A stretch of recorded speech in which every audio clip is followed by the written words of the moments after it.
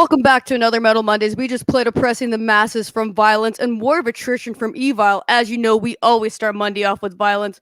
We have a lovely guest with us. We have Dino from Fear Factory. How are you? I'm doing great over here in nice, hot California, which you are too. Um, just enjoying the day. Been doing interviews pretty much since 9 a.m. this morning, and I'm very happy to be talking to you this Fuck afternoon. yeah. Fuck yeah. Well, that's awesome. I feel special now. Well, I felt special when you said I was lovely. Well, you are very lovely. Well, let's get into this. What made you guys name this record Aggression Continuum? Well, for me, it was kind of more of the describing the album because the album's pretty pissed off. It's got some pretty intense lyrics in it, and it's some of the most heaviest riffs that we ever written, and some of the faster songs that we've ever written as well.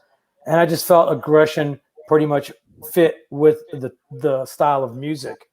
And the continuum is just meaning that it's going to continue with this style going forward. Definitely. That's fucking cool. So, when did you guys start writing this record? Late 2016, we started writing the record, and 2017, we actually finished a version of the record that was actually turned into the record company.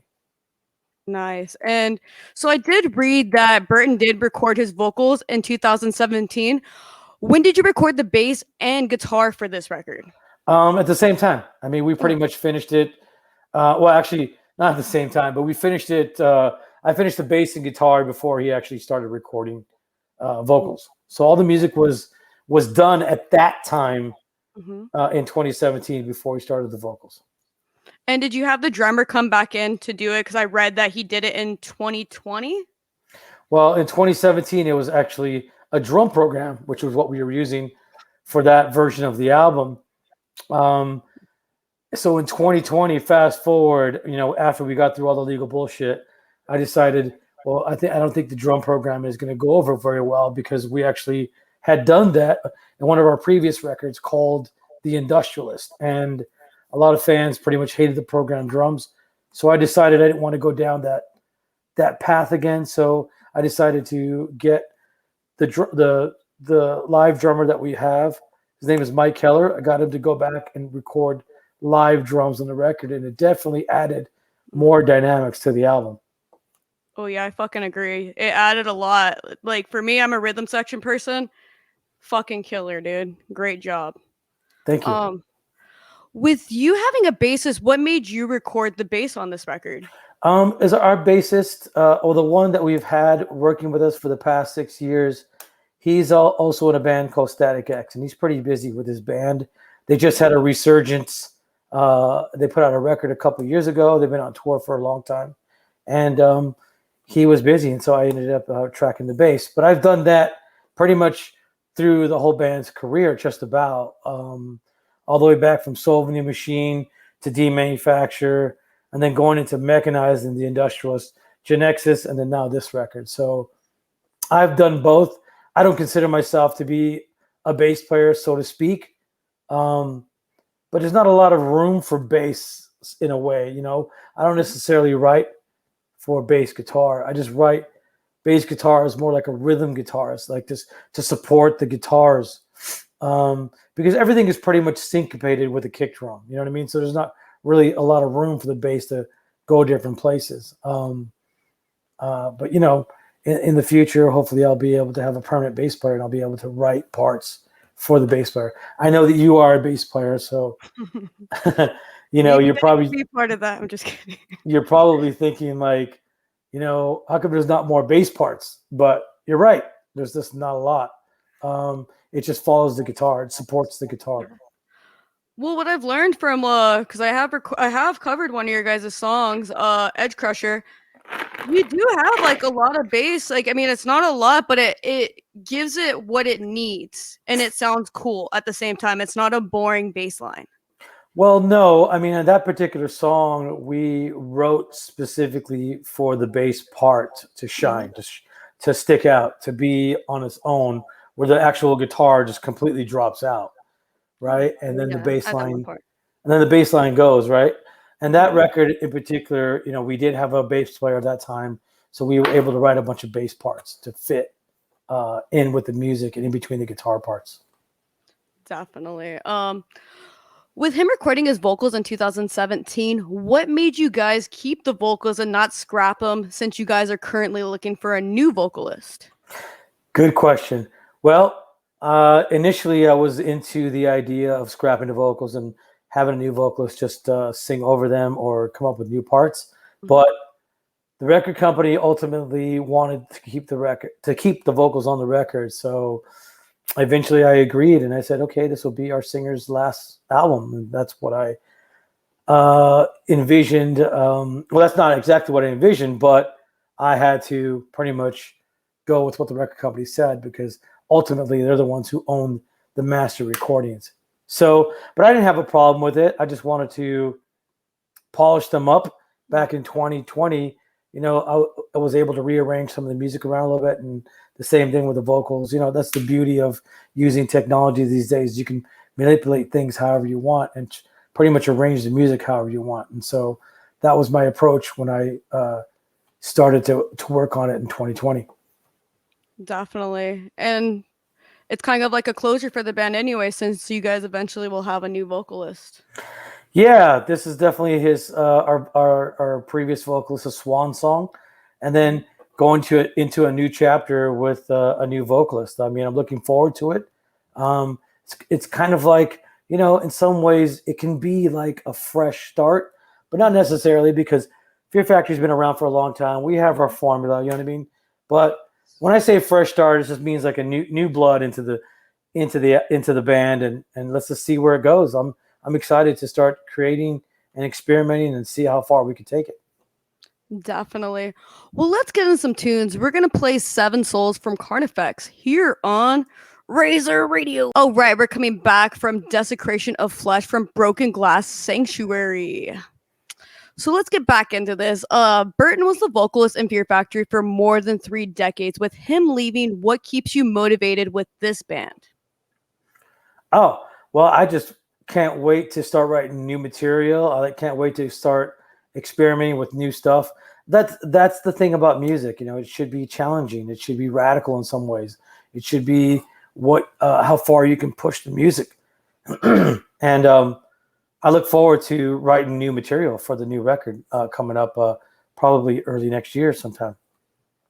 Definitely. Have you guys started writing anything for the new record, or you guys are just focusing on what you guys are doing right now and maybe do some tours? Well, all the above. I've written new songs for some future stuff, and also pretty much this year is going to be working with a new vocalist and getting whoever it is prepared for live recording in the studio and all the above, because he's got some pretty big shoes to fill, and this person is going to be able to have to learn how to handle the media as well, because everybody's going to want to know who he is. Everybody's going to be comparing him to the last singer. So I just want to make sure this person is mentally prepared for what's to come. Definitely. And with you guys auditioning singers, what are you looking for in a singer? What I'm looking for in a singer is obviously talent. And I felt like I found some very talented singers. But the second part is chemistry. How is this person going to get along with us? Is he going to be able to handle being on tour, going away from home for a long time? We're going to be pretty much in a bus the whole time. We're going to be very close to each other. We're going to pretty much get to know each other really well on those tours. And I just want to make sure that this person is going to be able to handle that. Definitely. That's always what to look forward to. I see you guys had Andy Sneap mix this record. How did that come about? Well, Andy Sneap, we used him on our last record, 2015. The record was called Genexus, and we used him on that record. He did such an amazing job that I wanted to bring him back for this record. And I was able to. I was able to earn the finances to get him on the record, and he did an amazing job. Everybody's going to be able to hear it tomorrow, or actually midnight tonight. It'll be available on Spotify and iTunes and everywhere else that you stream. So everybody's going to be able to hear the killer production on this record. You guys definitely brought a lot. It's pretty fucking sick. I like it a lot. Well, thank you very much. I think a lot of people will like it once they get into it. People are going to start be able to pick out their favorite tracks from the album, and there's a lot of killer tracks in this record. Mm-hmm. We definitely did not hold back when we were making this album. Um, I love the fact that there's really extreme contrast between the heavy and the melodic. A lot of keyboards on this record. Probably the most keyboard on any record that we've ever done. Especially with a song like Recode that has like full on orchestral pieces. We actually have distorted flutes on the record, and it's on a song called Fuel Injected Suicide Machine. We have bells like those Christmas bells that you hear. We have bells that that you can hear through the whole parts of the chorus and stuff like that. It's really to accentuate certain parts. And we have horns on the record, so there's a lot of new stuff that we've never used before, and we're putting on this record, and people are going to be able to hear it. It's killer. And with you adding all this stuff, was this your idea, or was this an idea that you guys came up with in 2016, 2017? Well, some of it was definitely in 2017, and then some of it came in 2020 as well. We added a lot of new elements here and there. Maybe some things are apparent, maybe some things are not so apparent, but I can tell you that they're there, and they add to the parts and they add to the music. Definitely. And I've seen from in the past you have done other instruments in the band. Were you the one that played the keyboards for the record? No. I'm not a good keyboard player. I can maybe write a line on the guitar, and then the synth player can play it, but I'm not exactly the pianist that people think that I could be, but I'm not. No, we had 4 different keyboard players on this record. We have Igor Koroshkev from a band called Yes. And he did a lot of the orchestral stuff. And then we had a guy named Giuseppe Bassi. He's also a keyboardist from Italy. He's kind of more of a modern guy. He shines probably on a song called Monolith the most. We had a guy named Max Karen that's also worked on a lot of the tracks as well. And of course, our producer, Damien Renault, me and him also worked on a lot of the synth lines that are on the record as well. Definitely. That's pretty cool. And how did you find all these? You just these keyboardists, were they just people you knew, or you knew them from doing other music? People that we've met along the way. One of the keyboardists actually is Reese Fulber. He's pretty much on a track called Purity, and he has been a longtime collaborator with us since 1992. He's been pretty much on every record that I've been on. And working with him has always been a treat. Definitely. Well, we're going to get into some more tunes. We're going to play Metal Queen from Marta Gabriel here on Razor Radio. Oh, right. We're coming back from Tainted Ritual from Burning Witches. Such a great track from a great new record they put out. Well, let's get back into this. The first song you guys dropped on this record was Disruptor. How was your fans' reaction after not dropping music for over 5 years? I think for the most part, it's been very positive. People have been really excited and been waiting this record for 6 years. And so, just for them to hear anything, they were excited. And I was very proud to put out that track. It was an instant banger. Sirius XM played the shit out of it for a while. I know it reached #1 on the Devil's Dozen for a month or so. The track did really well for us, and it was a really good introduction for people to hear this record, for them to see what's to come. Definitely. And so with you guys being with Nuclear Blast, did you get to pick the 2 singles you guys dropped, or was it up to them? It was a combination of all of us, between me, the management company, and the record company. We felt, obviously we listened to the whole record, and we felt like what would be an instant song that people would get into.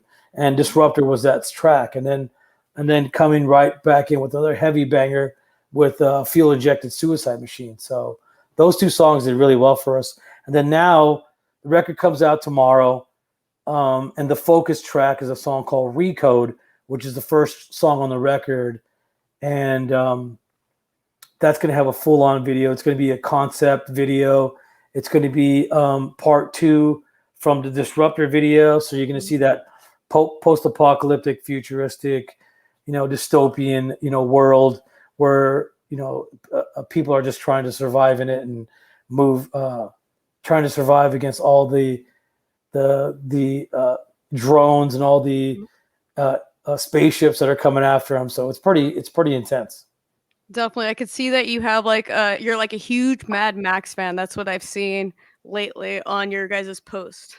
Well, we have a song called Fuel Injected Suicide Machine, which Mhm. is based off one of the characters in the movie Mad Max. And that character's name is the Knight Rider. And the Knight Rider is the guy who has this badass, hot rod. And he's pretty much just killing everything in his path. But when he meets up with Mad Max, who pretty much takes him down, he has basically realized that he's met his fate, and that's what the song is based off, that character in the movie. And do you have any other songs that are like kind of like a concept on like stuff like that? Yeah, Recode kind of deals with your life taken away from you, meaning Mhm. um, in this concept, we have this system that is organization, what you can call it Skynet, whatever, is basically capturing humans and extracting their memories and their consciousness and their soul and implanting them into other automatons. So those automatons will also think it's human. But at the same time, it's creating the humans in cyborgs as well. So it's just all a control system, and Recode is basically this system trying to recode who you are, and the whole video is just trying to escape and trying to not get captured and basically trying to survive. Definitely. And so with you having like two songs that are kind of like Terminator slash Mad Max, were you just like watching a lot of those, or that's just something you're super into? Both. I watched a lot. I watched all those movies, futuristic movies, since I was a kid. On horror movies too, but that's a totally different concept. But Mhm. yeah, the futuristic movies are really definitely inspired me. Books, um, uh, movies like all the classics, Dune, Terminator, Blade Runner, and a million other ones that came along with it. Aliens, and a lot of new school movies too that came out. There's one called Monsters of Man, which is a badass futuristic movie. There's one called Upgrade, which is a really good futuristic movie as well. So there's Mhm. stuff for people to go out there and look for and check out these movies, because during the whole COVID lockdown, I was able to discover some other independent movies that other movie directors have put out that have been really really good. So you should That's check them fucking out. cool. That's fucking cool though. So you guys did an official music video for Disruptor. Who designed it and when was it designed? What a couple months ago, and there's a company based out of Finland called Rivita Films, Mhm. and I just found them online, contacted them, and just we had an open communication about what the concept's going to be about and who is going to be the lead role. And it Mhm. turned out to be that we wanted a female to be the lead role, and so she is she is the main character in both videos. And again, she's trying to fight the cyborgs and trying to survive in a post-apocalyptic world. Mhm. And with you saying that the one that's gonna drop, I think you said Recoded, is did the same company do this video for you guys too? Yeah, the same company, Rivetol Films, also did this video, which everybody's going to be able to see tomorrow. So it's going to be cool. Um, you know, it's going to be cool because you're going to be able to watch both videos back to back Mhm. because they kind of go into each other. So that's how I wanted to put it together. Because and the reason why, a lot of people have asked me, or actually no one's asked me, but I'm wondering why a lot of people didn't ask me. But we don't necessarily have a singer, so I wanted to do more of a concept video. I mean, Mhm. what you're gonna see me just playing guitar? No. So we wanted to do a concept video that kind of went along with the storyline of the record. So, but in the future, when I get a new singer, I'll be able to do full on videos with the band playing and stuff like that. Definitely. I was gonna ask if you guys did get a singer, if you guys are just gonna continue like doing movie like music videos, but if you guys are gonna do live ones, that's cool too. I think that a good live raw video just us in a jam room or somewhere playing. I think that's what people also want to see as well. I think these two concept videos pretty much handle that part. Now I just think people want to see who the band members are jamming, and I think that we should do it right there in your room. I agree. Film it in your room. Right. I want to rock. There you go. With this record having 10 tracks, was there any songs that didn't make it on the record? Yes, there was actually some songs that didn't make it on the record. They were more of the ballady type.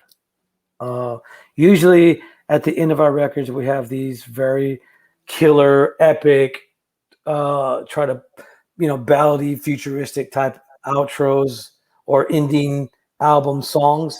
Um, Unfortunately, our singer only sang 10 songs, and that's all he wanted to do. And he didn't want to do that last track that I wrote. But I do have a bunch of other stuff that I wrote too that just, went on the chopping block. We didn't use it for the album. I focused on the 11 best songs for the album, but unfortunately, the 11th song didn't make it. And with you saying you have other music set aside, do you see that using that in the future, or are you just gonna work on seeing what you can write with the other musicians in the band? I could see me using that for sure in the future because they're great riffs and they're great pieces of music that we could use for sure. But I think that once we get our singer, that he'll be able to add his own touch to these songs, and everybody's going to have a different perspective of how they hear the songs and the parts. Excuse me. But I think that when I set out to do this next record, that I'm not going to necessarily change the formula. I may add new elements to the formula to create something new, but I'm not going to necessarily change what we have created in the past. Definitely. Well, we're going to play some new Fear Factory, actually. We're going to play Aggression Continuum here on Razor Radio. Oh, right. We're coming back from Collapse from the new Fear Factory. Do you have a favorite song off of this new record? Yes, I do. And it's called The Whole Record. To me, the whole record is amazing from start to finish. It definitely takes you on a journey. And it also, there's two songs on the album that kind of I strategically placed because these are the two tracks that kind of stand out because you have all this heavy, intense stuff. Then all of a sudden you go to a song like Purity, which is more of like, simpler, groovier stuff where it has these beautiful, gigantic choruses and hooks. And then you go to a song like Monolith, which is towards the end of the record, that has that similar vibe too. So I think a lot of people have been picking those two songs because they've been kind of stand out amongst all the intensity of the albums. So I kind of like basically from start to finish. I mean, it all is one big, long killer song to me. Definitely. And this is where my next question comes into play. What was the process picking the order of that the songs are in?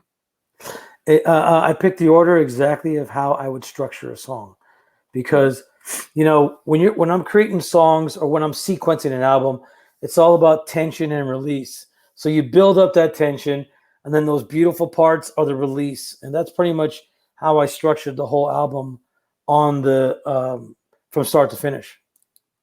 Definitely. It's a fucking sick record. This is one of the records where you actually could sit through it and basically there is no song I was like, oh dude, this fucking blows. I'm going to the next one. It flowed perfectly like a Pink Floyd record.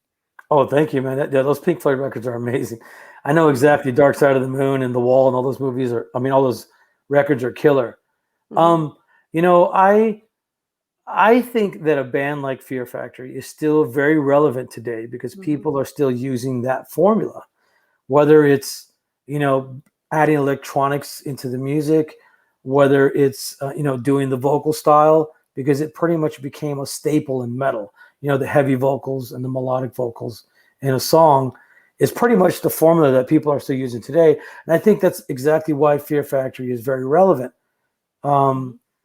Even though some bands have pretty much adapted that style and probably gone on to do bigger and better things.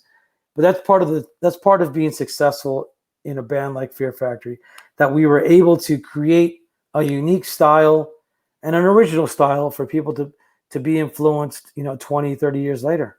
Mhm. I agree. Like I said, this record flows so well. But for me, I see a lot of bands kind of either drift towards just throwing it all together or like how you guys did it and you made it like how Pink Floyd does it, where it just flows perfectly and one song goes into another. It feels like it's nothing like you slammed it together and like said, well, we're going to give it to them. It's been over 5 years, you know? Yeah, each song has its own purpose, and each song can stand individually on its own. But when you hear it in its entirety, in the record in its entirety, all of it connects, and that's exactly what I've learned to do pretty much since demanufacture, pretty much. Definitely. And with Do You Manufacture just turning 26 this year, do you have any plans of celebrating the record by doing a show in the future, playing it from start to finish? We did that. We did that already, and I think from 2013 to 2015 we did it. Nice. So yeah, we did it all around the world, and I would do it again, no problem. But there's other records that I would like to get to, and one of them is Obsolete, which is our third record, and it's our biggest selling record that we've ever put out. Mhm. And I would like to do that one in its entirety. I'm not sure if you followed me on Instagram, but I actually showed some of the molds that we made. It's stage props, and it's the brain and the spine that is on the album cover, and we usually use those as props. We put them on microphones or other parts of the stage. So I would like to incorporate more of that in our future stage shows and bring other props from each record and That'd be put cool. them on the stage so it can like resemble the 30 years of Fear Factory. Definitely. I saw that today when you posted that and I reposted. I was like, that's fucking sick. Um Yes, a lot of people have been hitting up the girl who the girl who actually molded those out. Her name is Mary Monster. She's a good friend of mine. She works in horror movies and other types of movie props. She made those for me because I wanted to. She actually made my Assassino mask as well, and she made those props for me. And she's making a bunch of other stuff for me as well too, because I want to bring them on stage and use them on stage. And I don't know. I was thinking about bringing these big old cyborgs on each side of the stage with that'd be fucking cool. guns and lasers and all kinds of shit and sound effects. And I don't know. It's just to add to the show and to make it more fun. Not just that, like with this whole record, you have those cool like sounds and shit like that in the record, so it would make sense to do that actually. Yeah, 100%. It all lends and blends really well with each other, Mhm. visually and what it sounds like. So I would like to bring more of the visual aspect to the live show for sure. Definitely. I think a lot of fans would like that because a lot of bands don't do that, and when they do, like how like Rush does, or it did, they would bring like you said, the whole like 30 years of like cool shit, and you're like, whoa, dude, and then they have someone carrying it off like moving pictures, amazing shit like that. That I think a lot of fans would appreciate cool shit like that. Yeah, I do too. I mean, that's why one of the reasons why Ramstein is so big because of Mhm. their live show. You know what I mean? Besides having good music, of course. Mhm. Um, but yeah, I think that Fear Factory definitely does need that. I think it's time that we bring more of that into the Mhm. forefront, and I agree. I'm really hoping that I get to achieve all that, and I'm doing my hardest to make it happen. Definitely. And with you saying you want to eventually cover Obsolete from start to finish, are you gonna wait for like an anniversary or just eventually after you tour on this new record, you guys are gonna be like, oh, we'll do a few one-off shows with that doing that from start to finish. Well, we've already hit the 20-year mark for obsolete, and it's going to be Mhm. going on to 21 years coming up. Um, I don't know when we're going to be able to do it right now. I just Mhm. am focused on getting a new singer and getting back on the road, and just I need to introduce the world to this new singer. So there's a Okay. lot of work to be done, and I really look forward to it. Definitely. So you guys already found someone, we're just waiting for the announcement? No, Oh. Because you made no. it sound like that. I was like, dang, heck yeah, this is gonna be fucking sick. You guys are gonna get back quicker than I thought. Well, it's not necessarily that. I think what it is I'm taking my time. Mhm. Two, there's a lot of global travel restrictions where Oh yeah. certain people can't get here to actually audition, physically audition, you know? Yeah. So as soon as that happens and I'm able to get people down here to audition in our jam room and in the studio, I'll be able to make my choice, and then it's full steam ahead. You know what I mean? But we're not going to be touring till next year. I'm going to let this whole kind of COVID thing, you know, work itself out, because it's slowly but surely opening it up worldwide. And, you know, there's a lot of other bands that are going out there right now, and they're out there doing it. And, you know, but there's also a lot of festivals that have gotten canceled too. So it's really not going to be until next year that we're really going to get out there and we're really going to start playing. Definitely. And with this record dropping, do you plan to do any more playthroughs? Oh, 100%. Yeah. I just finished Recode playthrough. So that one will be coming out in probably sometime next week. I want to get the video out there first. You know, I want to get the Recode video, the whole concept of that, and I want to get that out there. And then once that's dying down, then I'll bring out the playthrough video, which got me, Mike, and Tony playing instrumentally. So it's going to be cool. Fuck yeah. Well, I'm excited about that. So I see that you have a signature guitar out. So when did you start working with Orsby? It's been about 3 years now that I've been working with Ormsby, maybe a little longer. They're a company based out of Perth, Australia. They're pretty much the leaders in the multi-scale guitar. And I ended up leaving Ibanez after 21 years. I've been with the company, and unfortunately, due to all the legal troubles that I got involved in with the ex-members, they ended up suing all the companies that I was a part of. So it kind of left a bad taste in some of these companies' mouths, and so they decided to kind of like tread lightly on business with me. So I ended up leaving the company, ended up going to Ormsby Guitars, and the guitars are beautiful. I got one right here. You want to see it? Yeah. That's one you've been promoting a lot too. That's a fucking sick guitar. This is called the Blood Red Camo. Fucking beautiful, man. And it's a 7-string, and it's basically the multi-scale. And this pickup is my signature pickup from Seymour Duncan, and it's called the Machete. Nice. It's fucking sick. Yeah, you can actually go to fearfactory.com, and you can pre-save and pre-add, and there you have the opportunity to win my guitar pickups. You can also win my overdrive pedal as well. So yeah, so we're doing a bunch of giveaway stuff, you know.